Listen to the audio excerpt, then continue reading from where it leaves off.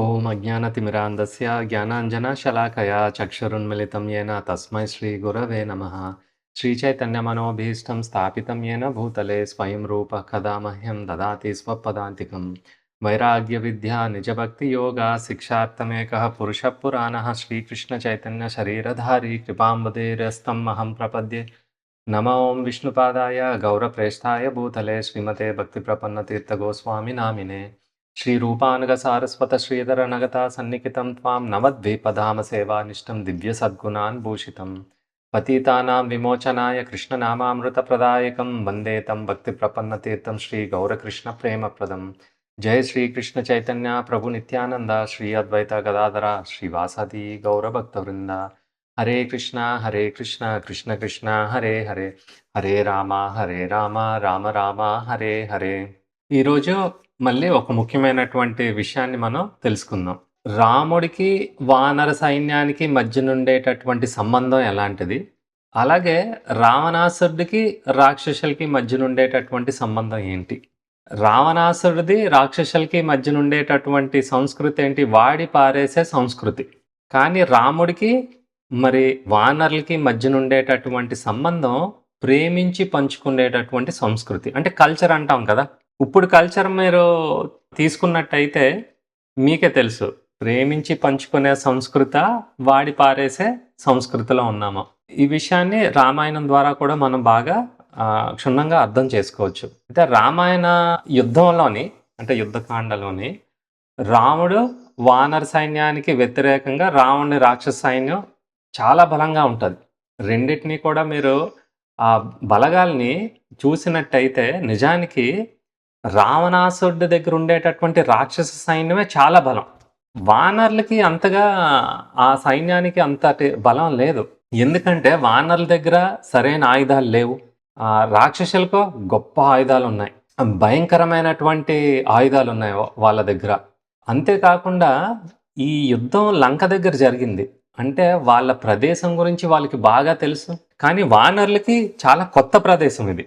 అంతేకాదు వానర్లకి తంత్రాలు మంత్రాలు అలాంటివేమీ రావు. రాక్షసులకు యుద్ధ తంత్రాలన్నీ బాగా వచ్చు, బాగా ఆరితేరిపోయి ఉన్నారు. మరి అలా చూసుకున్నట్టయితే రావణాసురుడే ఈ యుద్ధంలో గెలవాలి కదా, కానీ గెలవరు. రాముడే గెలుస్తారు, రాక్షసులు గెలవరు, వానర్లే గెలుస్తారు. దీని వెనకాల ఉండేటటువంటి ఉద్దేశం ఏంటి? ఆఖరికి రాముడు రావణుడు ప్రత్యక్షంగా పోరాటం జరుగుతుంది చాలా త్వరలోనే.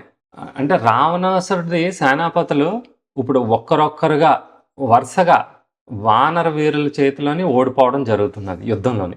మరి వానర్లకి ఏమున్నది రాముడి పైన? అసలు వానర్లకి ఎందుకు రాముడు అంటే అసాధారణమైనటువంటి అంకితాభావం ఉన్నది? ఇది అర్థం చేసుకోవాలంటే మనం కొన్ని విషయాలు తెలుసుకోవాలి.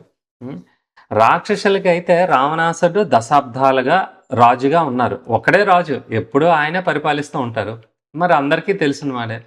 అంతే, మొత్తం విశ్వంలో ఉండేటటువంటి గొప్ప వస్తువులు కానీ ధనాన్ని ఐశ్వర్యాన్ని అంతా కొల్లగొట్టాడు. విశ్వంలో ఉండేటటువంటి అన్ని గ్రహాల్లోని కొల్లగొట్టి అంతటినీ కూడా తన లంక అయినటువంటి నగరాన్ని బంగారు నగరం కింద మార్చారు.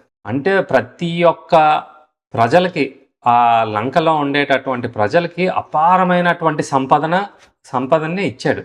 అంటే ఈ విశ్వంలోని ఎవరి దగ్గర కూడా అంత సంపదన ఐశ్వర్యం ఉండదు. లంకలో మాత్రం ప్రతి ఒక్కరి దగ్గర చాలా సంపద ఉన్నది.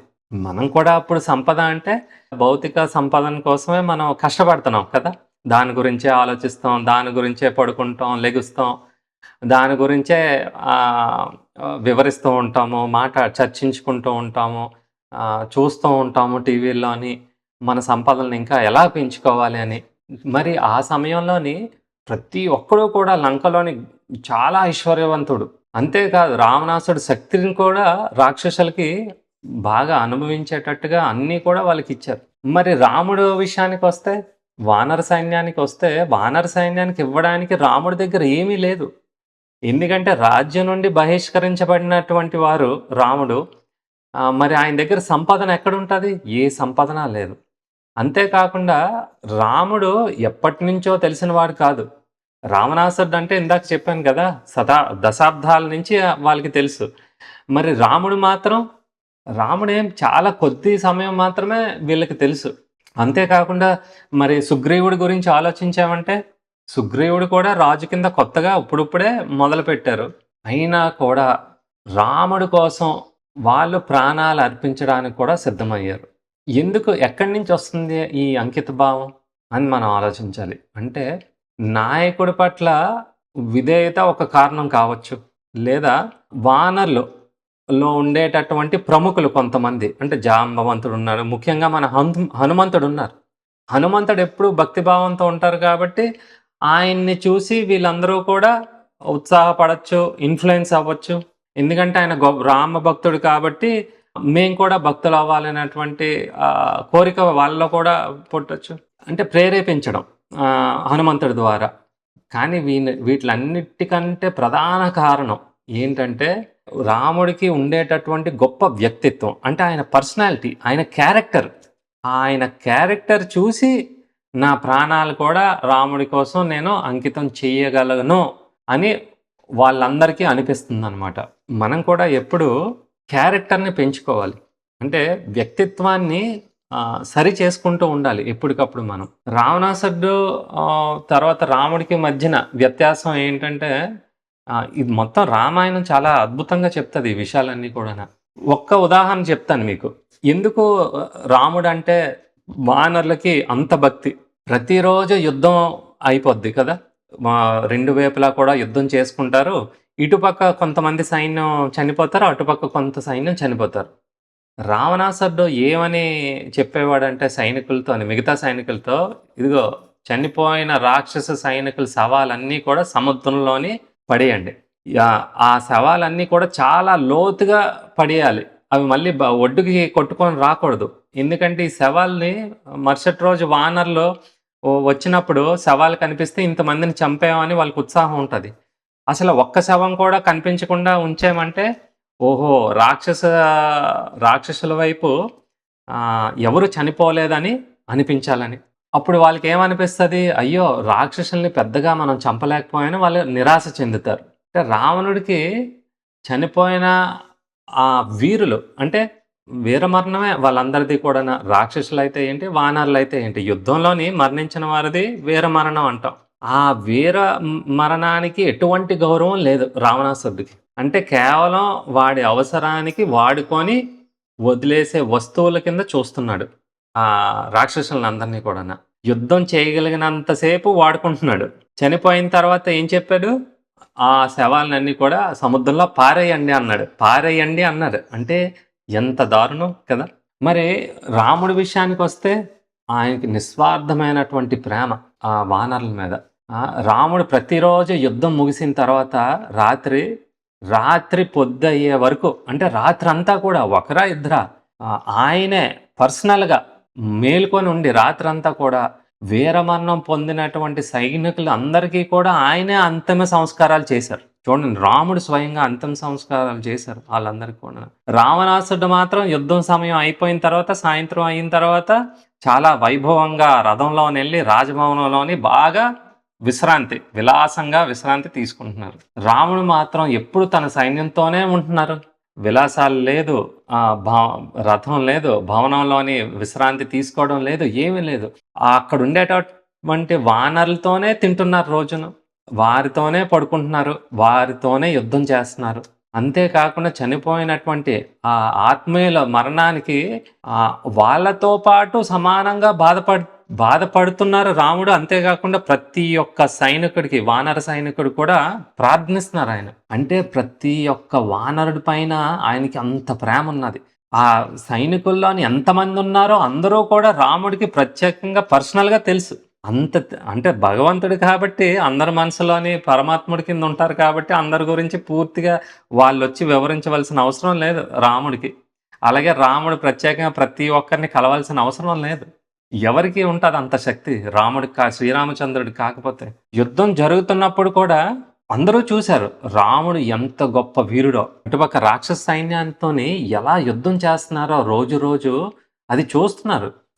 రాత్రి సమయంలోనే వాళ్ళ కష్ట సుఖాల్లో పాలు పంచుకుంటున్నారు. పగలు వాళ్ళతో పాటు యుద్ధం చేస్తున్నారు. అందుకే వానరులు అనుకున్నారు, ఇలాంటి వ్యక్తి కోసం నా ప్రాణాలను అర్పించాలి. అందరూ సిద్ధపడ్డారనమాట. ఎవరికుంటది ఈ అదృష్టం చెప్పండి? అంటే స్వయాన భగవంతుడే అంతిమ సంస్కారాలు ఆయన చేతిలో జరుగుతున్నాయంటే ఎవరికి వద్దు చెప్పండి? మరి రాముడి చేతిలో అంతిమ సంస్కారాలు జరుగుతున్నాయంటే ఆ ఆత్మ ఎక్కడికి వెళ్తుందో మీకు అర్థమయ్యే ఉంటది ఈ పాటికి కదా! ఏ స్థితిని పొందుతాదో అటువంటి ఆత్మ మీకు అర్థమయ్యే ఉంటది.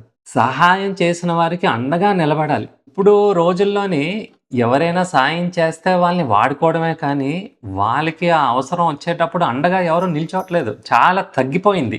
ఉన్నది. కానీ తగ్గిపోయింది. తర్వాత అలాంటిదంటూ ఉన్నాదో లేదో కూడా మనకు తెలీదు. రావణాసుడితోని యుద్ధం జరిగినప్పుడు రావణాసుడు ఆయన చనిపోతారు. రాముడు వధించేస్తారు. అది యుద్ధం ముగిసిపోద్ది. దేవతలంతా కూడా ఆకాశంలో చేరి రాముడు ఎంత గొప్ప వీరుడో అని అందరూ కూడా అభినందించి ఆయన దేవతలందరూ వచ్చి ఓ రామ మీకేదైనా వరం ఉంటే కోరుకోండి అది మేము తీరుస్తాం అన్నారు. అంటే నిజానికి మీకు తెలియదేముంది, రాముడు దైవానికే దైవం. అంటే అందరి దేవతలకి దేవుడు ఎవరంటే శ్రీరామచంద్రుడే. ఆయనే వరాలు ఇస్తారు దేవతలకు కానీ ఎవరికైనా. ఆయన శ్రీరామచంద్రుడు వరాలు తీసుకునేవాడు కాదు, శ్రీరామచంద్రుడు వరాలు ఇచ్చేవాడు. కానీ ఇక్కడ ఒక ఆదర్శ మానవుడిగా అవతరించారు. కాబట్టి అలాగా ఒక మానవుడు ఎలాగా జీవించాలి అని చూపించడానికి వచ్చారు కాబట్టి ఈ భూమి మీద అందుకు అడుగు పెట్టారు. లేకపోతే అయోధ్య లోకం నుంచి మన భూలోకానికి ఎందుకు రావాలి? మనల్ని ఉద్ధరించడం కోసం, మనలో మార్పు తీసుకురావడం కోసం వాళ్ళందరూ కూడా వచ్చారు. అయితే ఆ పాత్రను పరిపూర్ణంగా పోషించాలి కాబట్టి రాముడు తనకంటే తక్కువ స్థాయిలో ఉన్న వారికి కూడా ఎంతో గౌరవం ఇచ్చారు. అంటే అందరికీ భగవంతుడు, కానీ ఇక్కడ సాధారణమైనటువంటి మనుషులకి గౌరవం ఇచ్చారు. అంతకన్నా తక్కువగా చూసినటువంటి వానరులకి ఎంతో గౌరవాన్ని ఇచ్చారు. భగవంతుడే వీళ్ళకి గౌరవం ఇచ్చినప్పుడు మనకెందుకు అంత అహంకారం? మన దగ్గర ఏమున్నదని? మనకంటూ మన సొంతం అంటూ ఏమీ లేదు. పోనీ ఈ శరీరాన్ని విడిచిపెట్టి చనిపోయిన తర్వాత మనం సంపాదించుకుందంతా కూడా మనతో పాటు వస్తుందంటే అది కూడా రాదు. మన డిగ్రీలు రావు. అంటే ఎప్పుడైతే దేవతలందరూ కూడా ఇన్ని కోరారో మీకు ఏ వరం కావాలని ఆయన దేవతలతో ఇలా అన్నారు, నా కోసం నాకు ఏ వరం వద్దు అని అన్నారు. నిజమే, ఆయనకి ఏమి అవసరం లేదు వరం. కానీ దేవతలారా మీరు నా పట్ల ప్రసన్నులైతే నా కోసం ప్రాణాలకు తెగించి పోరాడిన ఈ వానరులందరికీ కూడా వరాన్ని ఇవ్వాలి. ఏంటది? ఈ వానరులందరూ కూడా నా కోసం ఎంతో కష్టపడ్డారు. వారు ఎక్కడ ఉన్నా కూడా వాళ్ళకి ఆహారం, తర్వాత నీరు పుష్కలంగా లభించాలి. అంటే వానరులు ఎక్కడ జీవించినా ఎలాంటి ప్రదేశం అయినా సరే వాళ్ళకి మాత్రం నీరు, ఆహారం ఇది నిజమైనటువంటి అవసరం ఒక మనిషికి బతకడానికి. నీరు, ఆహారం, నిద్ర కూడా మాని ఐశ్వర్యం కోసం చాలా కష్టపడుతున్నారు రకరకాలుగాన కదా. కానీ నిజానికి ఈ శరీరం నిలబడడానికి ముఖ్యమైనది ఐశ్వర్యం కాదు. శరీరం నిలబడడానికి, బుద్ధి పెరగడానికి ఆహారం, నీరు రెండు కావాలి. కాబట్టి శ్రీరామచంద్రుడు అన్నారు, ఈ వానరులు ఎక్కడ జీవించినా కూడా ఈ రెండు కూడా వారికి ఎప్పుడు పుష్కలంగా ఉండాలి. అంతేకాదు యుద్ధంలోని చనిపోయినటువంటి వానరులు అందరూ కూడా మళ్ళీ మీరు బతికించాలి అనగానే దేవతలందరూ కూడా చాలా సంతోషంగా ఆ వరాలన్నీ ఇచ్చేశారు. ఇప్పుడు చనిపోయిన వానరులు అందరూ కూడా మళ్ళీ ఆరోగ్యంగా, సంతోషంగా మళ్ళీ ప్రాణం పోసుకొని మళ్ళీ వచ్చారు. చూడండి, మరి త్వరలోనే సీతమ్మ రాముణ్ణి కలుసుకుంటారు. ఆ తర్వాత విభీషణుడు లంకకు రాజు అయిపోతారు కదా. ఆయన మొత్తం అంతా కూడా ఇంకా లంకను పరిపాలిస్తూ ఉంటారు. అయితే రాముడు అయోధ్యకి తిరిగి వెళ్ళడం కోసం అని ఆ సమయం వచ్చేటప్పుడు ఇప్పుడు వానర సైన్యం నుంచి విడిపోతున్నట్లే కదా. ఎందుకంటే ఇప్పుడు అయోధ్యకి వెళ్ళిపోతున్నారు. వానర్లో చేయవలసినటువంటి సహాయం చేస్తారు, అక్కడితో అయిపోయిందా? వాళ్ళని వదిలిపెట్టేస్తారా వానర్ని? కాదు. అదే రాముడు అంటే. ఆ విడిపోవడం అనేది చాలా బాధాకరంగా ఉంటుంది. అంటే ఇక్కడ ఎన్ని బాధలంటే, ఒకటి 14 ఏళ్ల వనవాసం సమయం ముగిసిపోతుంది. ఇప్పుడు రాముడు వీలైనంత త్వరగా అయోధ్యకి చేరుకోవాలి. ఆయన చాలా ఆతృతగా ఉన్నారు, అయోధ్య ఎంత త్వరగా వెళ్దామని. ఎందుకు?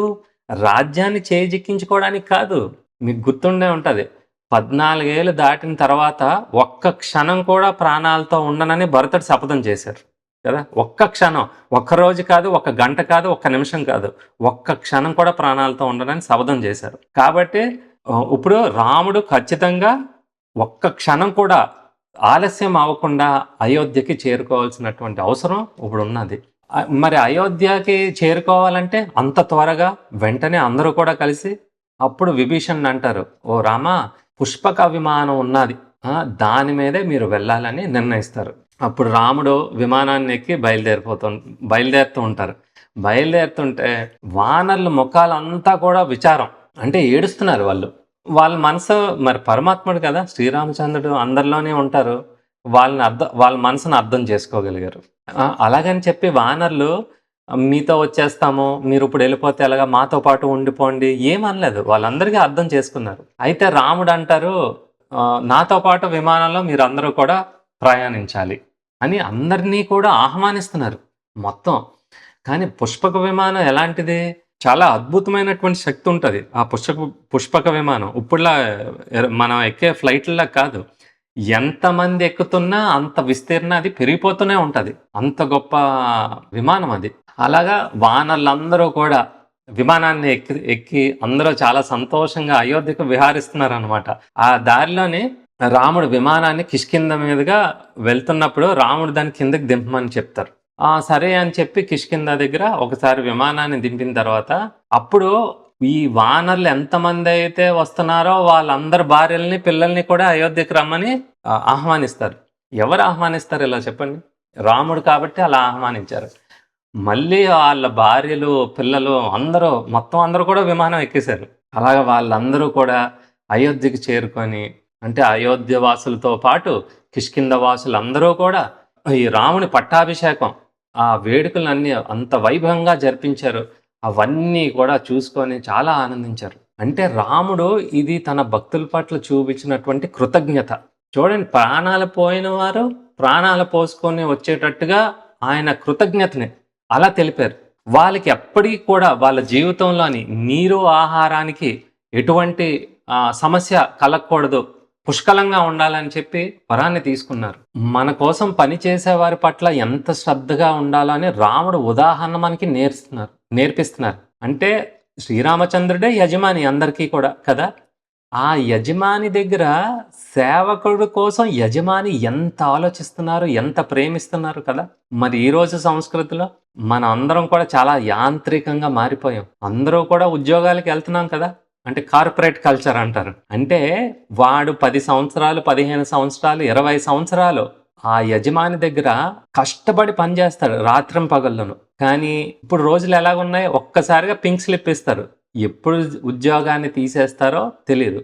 పోనీ అది తీసేస్తున్నారా అంటే కాదు, వాడితో పాటు సెక్యూరిటీ వచ్చి అలా బయటికి నెట్టేస్తారు, చాలా మర్యాదగా నెట్టేస్తారు అనమాట.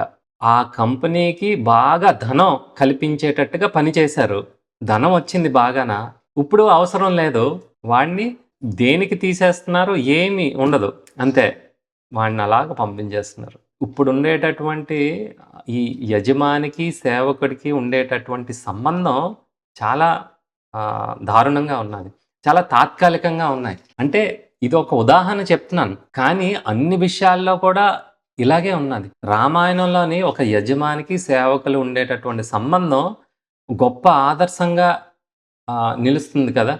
మరి ఎవరు దాన్ని పట్టించుకోలేదు. రాముడిలాగా ప్రేమించి పంచుకునే మనస్తత్వం ఉండేటటువంటి యజమానులు ఇప్పుడు ఎక్కడా లేరు, గుర్తుపెట్టుకోండి. కేవలం లాభ నష్టాలు మాత్రమే చూస్తారు. లాభం వచ్చినప్పుడు ఉంటాడు, నష్టం వచ్చినప్పుడు వాడి దగ్గర ఇంకా అంత సొమ్మున్నా కూడా వాడిని తీసి పడేస్తారు.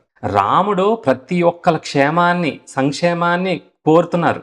మరి ఇప్పుడు ఉండేటటువంటి యజమానులు ప్రతి ఒక్కరిలో ఉండేటటువంటి ప్రతిభను వాడుకొని వదిలేస్తున్నారు. మరి రాముడు అలా కాదు కదా, ఎంత ఆత్మీయంగా ఉన్నారు. మనం అందరం కూడా ఇప్పుడు ఉండేటటువంటి పరిస్థితి వాడి పారేసే సంస్కృతిలోనే ఉన్నాం. అంటే వస్తువులు కొంటాం కదా, మన చిన్నతనంలోని వస్తువులు ఏదైనా ఒక వస్తువు కొన్నారంటే అది పని చేసినంత వరకు వాడేవాళ్ళం. ఆ వస్తువు పని చేయకపోతే బాగు చేసే ప్రయత్నం కూడా చేసి మళ్ళీ ఎంతకాలం వస్తుందో ఆ వస్తువుని ఇంకా వాడుతూనే ఉండేవాళ్ళు. కానీ ఇప్పుడు సంస్కృతి ఏంటి, అది పని చేసినా కూడా దాని మీద ఆకర్షణ తగ్గిపోతే పక్కన పడిసి ఇంకొకటి కొంటాం కదా. మొబైల్ అయినా చూడండి, బట్టలైనా చూడండి, ఎన్ని షాపులున్నాయి, ఎన్ని బట్టలు కొంటున్నాము, అయిన దానికి, కాని దానికి, పండగకని ఎందుకు అన్ని బట్టలు? మనకు అవసరం చాలా మట్టుకు మూలుగుతూనే ఉంటాయి. అంటే ఉదాహరణ చెప్తున్నాను. బట్టల విషయమనే కాదు, ఏ వస్తువైనా, అది మొబైల్ ఫోన్ అవ్వచ్చు, ఒక కార్ అవ్వచ్చు, ఒక బండి అవ్వచ్చు. అంటే అది పని చేస్తున్నా కూడా పారేస్తున్నాం ఆకర్షణ లేదని. అలా చేయడం వల్ల మన చుట్టూ పక్కన ఉండేటటువంటి వాతావరణం, అంటే పర్యావరణానికి చాలా హాని జరుగుతుంది. వాతావరణం అంతా పాడైపోతుంది. ఆ చెత్త ఎంత ఎక్కువ చెత్త కుప్పలు పెరిగిపోతున్నాయి. ఆ చెత్త కుప్పలన్నిటినీ కూడా మెయింటైన్ చేయడానికి మళ్ళీని చాలా ప్లాంట్స్, పెద్ద పెద్ద మెషినరీని, ఫ్యాక్టరీలని పెట్టి ఎంత నీరు వృధా అవుతుంది. తాగవలసినటువంటి నీరు ఈ చెత్తని మెయింటైన్ చేయడం కోసం అని. గాలి, తర్వాత నీరు, ఒక మనిషి తీసుకోవాల్సినవన్నీ కూడా చెత్తకే వృధా అయిపోతున్నాయి. అంటే పర్యావరణానికి నష్టం కలుగుతుంది. ఎందుకంటే వాడి పారేసేటటువంటి సంస్కృతి మనది. ఇప్పుడు దాని తీవ్రత మనకు అర్థం అవ్వట్లేదు. ఇప్పుడు మన రకరకాలటువంటి జబ్బుల్ని ఈరోజు అనారోగ్యాలతోని, పోనీ అనారోగ్యం అయిందని డాక్టర్ల దగ్గరికి వెళ్తే కొంతమంది మంచి వాళ్ళు ఉండొచ్చు. చాలా మంది డాక్టర్లు కేవలం అక్కర్లేని టెస్టులు, అక్కర్లేని ఆపరేషన్లు, అక్కర్లేని మందులు ఇచ్చి ప్రాణాలతో ఆడుకుంటున్నారు. ఇది కూడా సర్వసాధారణం అయిపోయింది. మనకి వేరే ఇంకా దిక్కు లేదు కాబట్టి ఇంకా నమ్మినా నమ్మకపోయినా ఏదో మంచి జరుగుతుంది అనేటటువంటి ఉద్దేశంతో ఇంకా మనం వెళ్తున్నాం. ఇంక వేరే అవకాశం లేదు కాబట్టి ఇప్పుడు వస్తువులతో సరే మనం అలా చేస్తున్నాం. కానీ ఇప్పుడు వచ్చినటువంటి ప్రమాదం ఏంటంటే మనుషులతో కూడా అలాగే జరుగుతుంది. పర్యావరణంలో మార్పులు ఎలా మారుతున్నా కూడా మనకి అది పెద్ద అర్జెంటుగా అనిపించదు. మన మనసుకి ఏమీ పెద్దగా దిగులుగా అనిపించకపోవచ్చు. నెమ్మదిగా మనిషిని క్షీణింపజేస్తుంది. కాబట్టి మనుషులను కూడా వస్తువుల కిందే చూస్తున్నారు కదా అందరూ కూడా. ఇతరుల్ని వాడుకున్నప్పుడు, అంటే మనం ఇంకొకరిని వాడుకున్నప్పుడు పారేసేటప్పుడు పెద్దగా మనకి ఆ నొప్పి తెలియకపోవచ్చు కదా. అలాగే ఇతరులు మనల్ని వాడుకొని వదిలేసేటప్పుడు, చెత్తలా పారేసినప్పుడు అప్పుడు మనకు ఆ బాధ అర్థమవుతుంది. అంటే మనం తిట్టుకోవచ్చు, మనం వారిపైన ఏమైనా చర్యలు తీసుకోవచ్చు, ఏమైనా చేయొచ్చు. దీనికి అంతటికీ మూల కారణం ఏంటో తెలుసా? మన పెద్దవాళ్ళని, మన జనరేషన్ వాళ్ళని ఎటువంటి విత్తనాలు ఈ రోజు మనం నాటుతున్నామో మళ్ళీ వచ్చేటటువంటి తరాలు ఆ ఫలితాలని అనుభవించాల్సి వస్తుంది. ఈ రోజు మీరు ఒక మంచి చెట్టుని నాటారనుకోండి, విత్తనం వేసి, మామిడి పండు, మంచి ఏదో ఒక పండు, తరాల వాళ్ళందరూ కూడా మంచి పళ్ళు, తీపి మామిడి పళ్ళు వస్తే దాన్ని తీసుకుంటారు. మీరు నాటే విత్తనాలను బట్టి మనకి ఆ ఫలితం తర్వాత మన పిల్లలు, మన మనవళ్ళకి వస్తుంది. అది మూల కారణం. అంటే మనం మంచి విత్తనాలు నాటట్లేదు. మన పిల్లలకి మంచి సంస్కృతి ఏది నేర్పించట్లేదు. ఎప్పుడూ కూడా భౌతిక సంస్కృతినే నేర్పిస్తున్నాం. భౌతిక ఐశ్వర్యాన్ని, భౌతిక సంపాదన, భౌతిక స్థాయిని పెంచడం కోసమే మనం వాళ్ళని ఉత్సాహపరుస్తున్నాం. ఆధ్యాత్మిక సంస్కృతి ఎక్కడున్నది ఇప్పుడు చెప్పండి? లేదు. అందుకే అందరూ కూడా విడిపోతున్నాం. చదువు సమయం నుంచి విడిపోతున్నాం. ఉండాలనే అనిపించట్లేదు. తర్వాత ఇంకా మరి ఉద్యోగం వచ్చిన తర్వాత ఇంకా దూరం, పెళ్ళిళ్ళు అయిన తర్వాత ఇంకా దూరం. పోనీ వాళ్ళిద్దరూ సరిగా ఉంటారంటే వాళ్ళిద్దరి మధ్యన ఉండేది ఇద్దరే. అప్పట్లాగా 10 మంది, 15 మంది, 20 మంది కాదు. అందరూ బాగానే ఉండేవారు, చాలా ఆప్యాయంగా ఉండేవారు. ఇప్పుడు ఇద్దరు మనిషి కలిసి ఉండలేకపోతున్నారు. అది సంస్కృతి. ఎందుకంటే మనం ఈ రోజు నాటినటువంటి విత్తనాలు విషపూరితం అయిపోయాయి. ఇప్పుడు నాటినటువంటి విత్తనాలు భౌతికవాదమైనటువంటి సంస్కృతి సంబంధించినటువంటి విత్తనాలు. ఆధ్యాత్మికత అనేది పూర్తిగా పోయింది. ఎక్కడున్నాయి? మనుషులకి ఇచ్చేటటువంటి విలువలు ఏమున్నాయి? పెద్దలకి ఇచ్చేటటువంటి విలువలు ఏమున్నాయి? ఏమీ నేర్పించట్లేదు. మనం ఒక వస్తువుని మన సుఖాల కోసం, మన సుఖాన్ని అనుభవించడం కోసం ఏసీ తెప్పించుకోవచ్చు, మంచి కారు తెప్పించుకోవచ్చు. మన సుఖాల కోసం ఇతరులను కూడా ఇప్పుడు ఉపయోగించుకొని అటువంటి జీవితానికి విలువ లేదు. ఇప్పుడు అందరూ చేసేది అదే కదా. పెళ్ళికి ముందు ఎవరెవరితోనో సుఖం కోసం వాడుకుంటున్నారు, తర్వాత ఎవరు మానాన్ని వాళ్ళు వెళ్ళిపోతున్నారు. పోనీ అది కూడా పర్వాలేదు. ఇప్పుడు అది కూడా జరగట్లేదు కదా. ఇంకొకరితో ఉంటే వాళ్ళని చంపేస్తున్నారు. వీడికి ఏదో నచ్చకపోతే ఆ అమ్మాయిని చంపేస్తూ ఉంటాడు. ఆ అమ్మాయికి ఇంకెవడో నచ్చితే వీడిని చంపేస్తున్నారు. ఎంత అల్లకల్లోలంగా ఉన్నది కదా ఇప్పుడు రోజులు. అంత దారుణంగా ఉన్నది. ఎందుకు అంటే మనం వేసినటువంటి విత్తనాల ఫలితమే, ఇంక వేరే ఏమీ కారణం లేదు. మనం ఈ నిజాన్ని మనం ఈ విధంగా మాట్లాడుకున్నా మీలో చాలా మంది ఒప్పుకోకపోవచ్చు. ఇప్పుడు రోజుల్లో చాలా అందంగా మాట్లాడడం, దేన్నైనా కప్పుపుచ్చేస్తారు చాలా అందంగా మాట్లాడి. మీరు అందంగా మాట్లాడడం వల్ల వాస్తవం మారదు కదా. ఇప్పుడు పిల్లలు ఇలాగే ఉంటారు కదా! ఇప్పుడు కాపోతే ఇంకెప్పుడు ఎంజాయ్ చేస్తారు పిల్లలు చెప్పండి? ఆ సరదా, ఈ సరదాకి వెళ్ళాలి కదా! ఎప్పుడో ముసలైపోయిన తర్వాత వాళ్ళకి నచ్చితే అప్పుడు ఆధ్యాత్మిక జీవితానికొస్తారు. ఇప్పుడు వాళ్ళని మనం డిస్టర్బ్ చేయొద్దు. వాళ్ళు బాగా ఎంజాయ్ చేస్తున్నారు. ఎంత అందంగా మాట్లాడినా వాస్తవం మారదు. వాళ్ళ జీవితం మారదు. వాళ్ళు సుఖ సంతోషాలతో ఉండే అవకాశం ఉండదు. మీరు బాధ్యత తీసుకోవాలి. మీరందరూ కూడాన. ఈ రామాయణం వినేటటువంటి వారందరూ కూడా అంటే ఆధ్యాత్మిక దృక్పథం. అంటే ప్రేమించడం, పంచుకోవడం. నీ దగ్గర ఉన్నది ఇంకొకరితో పంచుకోవడం ప్రేమగా. వాళ్ళ దగ్గర ఉన్నది నీతో పంచుకోవడం. ఆ సంస్కృతి పోయింది పూర్తిగా. కనీసం మనం చాలా అదృష్టవంతులం గదా! మీలో అందరూ కూడా మన చిన్నతనంలోని ఇలాంటివంటే ఏంటో చూశాను. నాకింకా గుర్తున్నది. పెద్దమ్మలు, బాబాయిలు, అక్కలు చాలా బాగా చేరదీసుకొని, చాలా బాగా చూసేవారు. మంచిగా మాట్లాడేవారు. ఇప్పుడు చాలా అఫీషియల్ టాక్ అయిపోయింది గదా! అందరిదిని. ఆధ్యాత్మిక దృష్టిని మనం సంపాదించుకోవాలి. ఇదే ఆధ్యాత్మిక దృష్టిని మన పిల్లలకి కూడా కల్పించాలి. ఆ దృష్టి లేదు వాళ్ళకి. అదంటే ఏంటో కూడా వాళ్ళకి తెలీదు. వాళ్ళు ముట్టరు కూడానా. వాళ్ళకి సమయం కూడా లేదు. కానీ ఉత్సాహాన్ని మీరే కల్పించాలి. అంటే ఆధ్యాత్మిక దృష్టి ఉంటే మనం మనుషుల్ని వాడుకునే వస్తువులుగా చూడడం మానేస్తాం. అవతల వాళ్ళకి కూడా మనలాగే భావోద్వేగాలు ఉంటాయన్న విషయాన్ని తెలియజేస్తాం వాళ్ళకి. ఆధ్యాత్మిక దృష్టి ఉంటే మనందరం కూడా ఆత్మలే అని అర్థం చేసుకుంటాం. ఆత్మలని ఎక్కడ అర్థమవుతుంది? మనం అందరం కూడా ఆ శ్రీరామచంద్రుడి యొక్క అంశులమే కదా! ఆయనలో భాగాలమే మనం. ఆ శ్రీరామచంద్రుడు, ఆ శ్రీకృష్ణ పరమాత్ముడు మన మనసులోనే ఉన్నారు. మనందరిది కూడా నిజానికి చెప్పాలంటే మన మనుషులం కానీ, జంతువులు కానీ, ఈ పక్షులు కానీ, సముద్రంలో చేపలు కానీ, ఈ చెట్లు కానీ, పురుగులు కానీ అందరం కూడా ఒకే దైవిక కుటుంబానికి సంబంధించిన వాళ్ళమే. అది ఎక్కడ గ్రహిస్తున్నాం? ఆ దేశానికి, ఈ దేశానికి పడదు. ఈ ఊరోడికి, ఆ ఊరోడికి పడట్లేదు ఇప్పుడు. ఆ! ఊ ఊరు అయిపోయింది. పక్కింటోడికి, మనకి పడట్లేదు. పోనీ మన ఇంట్లోనే అందరికీ పడుతుందా? బాగున్నావా? అన్యోన్యంగా ఉన్నామంటే ఇంట్లో ఇద్దరుంటే చాలు పడదు. ఒక్కడుంటే ఎలాగో కుదరదులెండి గొడవాడడానికి. వాడితో వాడు ఎంతవరకు గొడవాడుకోగలడు? ఇద్దరు మనుషులు భార్యాభర్తలు కూడా పడట్లేదు. ఎందుకు ఇదంతా? ఆధ్యాత్మిక దృష్టి లేకపోవడం. మనందరం కూడా ఆ శ్రీరామచంద్రుడి కుటుంబానికి చెందినవారు అన్న విషయాన్ని కూడా గ్రహించలేనటువంటి పరిస్థితిలో మనం ఉన్నాం. అంటే మన సంబంధాలన్నీ చాలా యాంత్రికంగా అయిపోతున్నాయి. ఇప్పుడు ఫంక్షన్లు అయ్యాయంటే అన్నీ ఎంజాయ్మెంట్‌కి సంబంధించినవే. శాస్త్రాలకు సంబంధించినట్టుగా ఏముంది చెప్పండి? పెద్దలకి మర్యాద ఇచ్చేటట్టుగా ఏముంది చెప్పండి? లేదు. 2 ఉండొచ్చు. ముఖ్యంగా శాస్త్రానికి సంబంధించినట్టుగా అయ్యుండాలి. అటువంటి బ్రాహ్మణులు కూడా లేరులెండి. కనీసం మన సంస్కృతిని మన పిల్లలకి, మన మనవలకి ఇచ్చేటట్టుగా ఉండాలి. కానీ ఎవరు అందుబాటులో లేరు కదా! నాకు తెలుసు. మీ పిల్లలెవరు మీ అందుబాటులో లేరు. మీ మనవళ్ళెవరు అందుబాటులో లేరు. ఇంక చెప్పవలసింది మనవళ్ళకి చెప్పాలంటే మీ పిల్లలు చెప్పాలి. మరి మీ పిల్లలకి కనీసం మీరు చెప్పింది వినేటట్టుగా ఉంటే ఈ రామాయణాన్ని మీరు చెప్పాలి.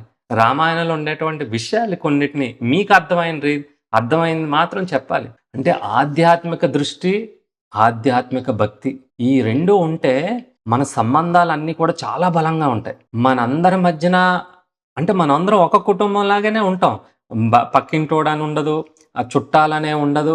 అందరూ కూడా శ్రీరామచంద్రుడి పైన భక్తిని చూపించుకోగలిగితే, ఆయన్నే సేవ చెయ్యాలనేటటువంటి ఒక వైఖరి ఏర్పడితే మనలోని, మనందరం కూడా ఆయన పిల్లలమే అని మీరు భావించినట్టయితే, మన సంబంధాలన్నీ కూడా ఈ క్షణం మారిపోతది. ఈ విషయమయ్యి కులశేఖర ఆళ్వార్ అనేసి ఆయన ఒక గొప్ప రాజు.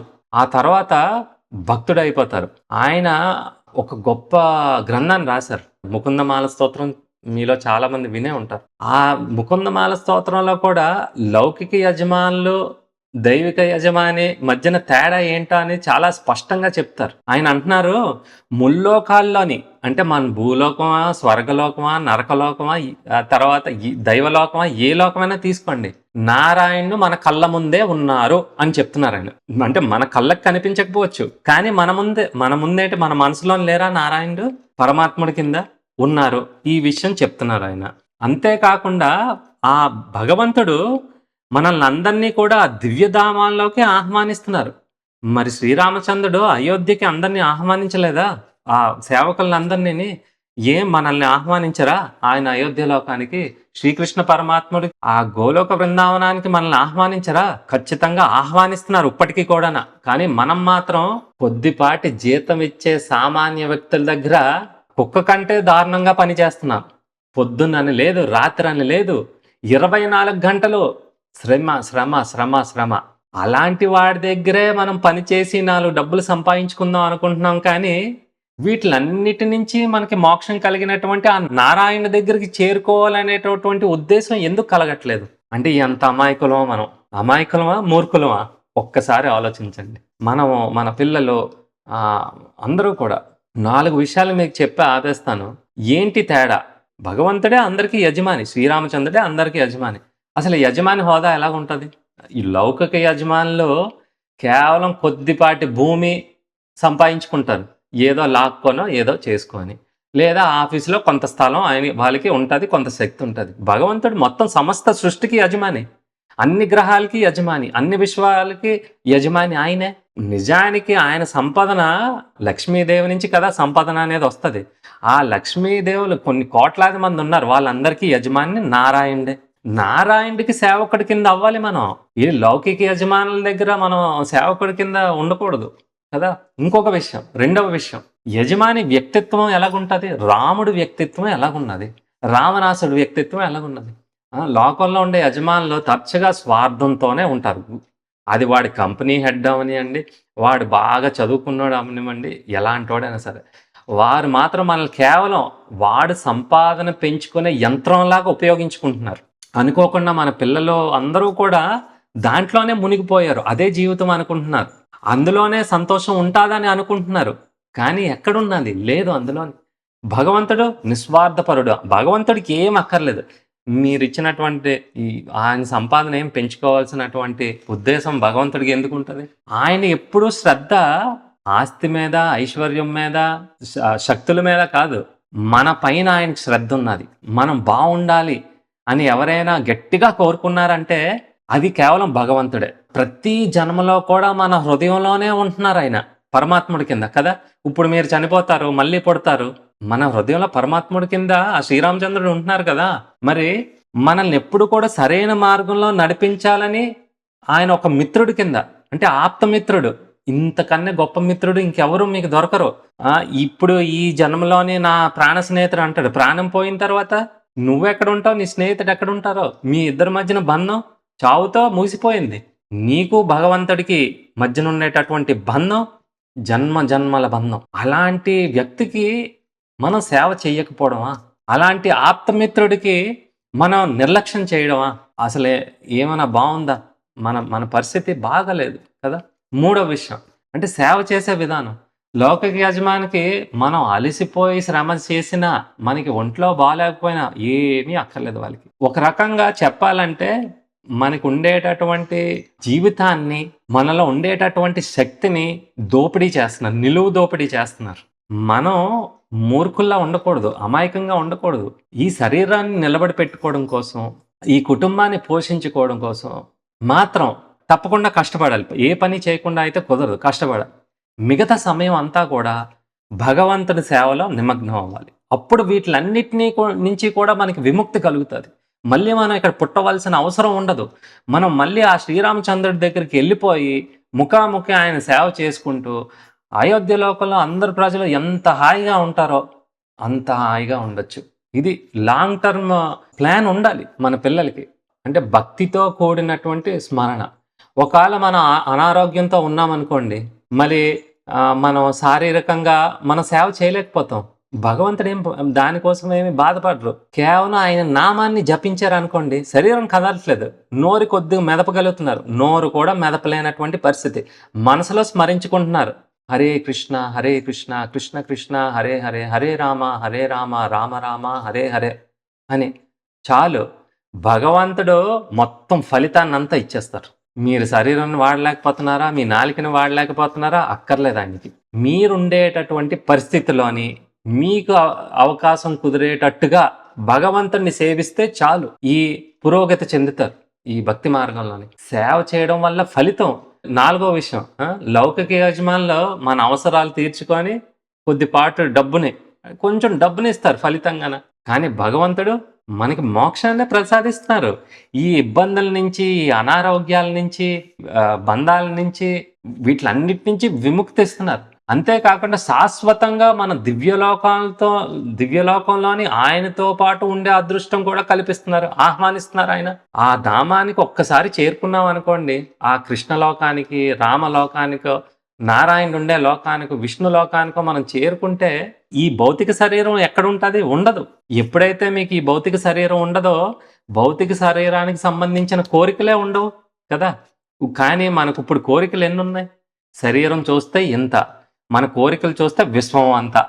ఎప్పటికి తీరాలి? కాబట్టి ఈ శరీరం నుంచే మనకి విముక్తి కలిగిపోద్ది. అప్పుడు ఆత్మ ఒక్కటే ఉంటది. ఆత్మకుంటది కోరిక. కోరిక లేకుండా లోతైన కోరిక ఉంటది. భగవంతుణ్ణి ఎలా ప్రేమించాలి? భగవంతుడిచే మనం ఎలా ప్రేమించబడాలి? అంటే దీని ఉద్దేశం ఆఫీసులకి వెళ్ళి పని చేయకూడదు, బాస్ కింద పని చేయకూడదని కాదు. మీరు ఏ పని చేసినా కూడా ఒకటి గుర్తించాలి, నిత్యుడైన భగవంతుడు మాత్రమే నిజమైనటువంటి యజమాని. ఆయన సేవకులు మేము. కొంత సమయాన్ని శ్రీరామచంద్రుడికి సేవించుకోవాలి, కొంత సమయాన్ని శ్రీకృష్ణ భగవంతుని నేను సేవించుకోవాలి, ఆయన నామస్మరణం చెయ్యాలి. వారానికి ఒక్కసారైనా ఆ గుడికి వెళ్ళి వీలైనటువంటి సేవను నేను అందించాలి. నేను సంపాదించినటువంటి కొంత ఐశ్వర్యంలోని కొంత భక్తులందరికీ కూడా ప్రసాదం అందేటట్టుగా, దానికి ఉపయోగపడేటట్టుగా దేనికో దానికి, లేదా భగవంతుని యొక్క అభిషేకం జరగడానికి, ఇలాగా మీలో చాలామంది ఇది భక్తి మార్గం అంటే. మనం ఎప్పుడూ కూడా భగవంతుడి సేవకులం అనే నిజాన్ని గుర్తించి జీవించాలి. అంటే రామాయణం ద్వారా మనకు ఒక నమ్మకం వస్తుంది కదా. అంటే మన బలహీనమైనా సరే భగవంతుని సేవిస్తే చాలు.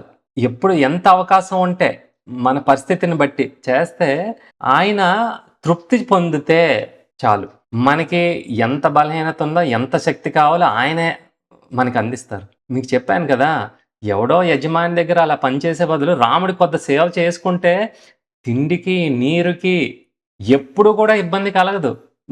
ఉదాహరణ చూశారు కదా, దేవతలు అందరూ కూడా ఆ వానరులకి ఎటువంటి వరాన్ని ఇచ్చారో మనకు కూడా ఇస్తారు. అందుకే మనం వాడి పారేసే సంస్కృతి నుంచి మారాలి, ప్రేమించి పంచుకునే సంస్కృతికి మనం రావాలి. అంటే మీరందరూ కూడా దీనికి ప్రతినిధులుగా ఉండాలి, మీరే ఎగ్జాంపుల్గా ఉండాలి. మన పిల్లలకి, మన వాళ్ళందరికీ కూడా ఈ విషయాలన్నింటినీ కూడా మీరే చెప్పాలి, మీరే రక్షించాలి వాళ్ళందరినీ కూడా.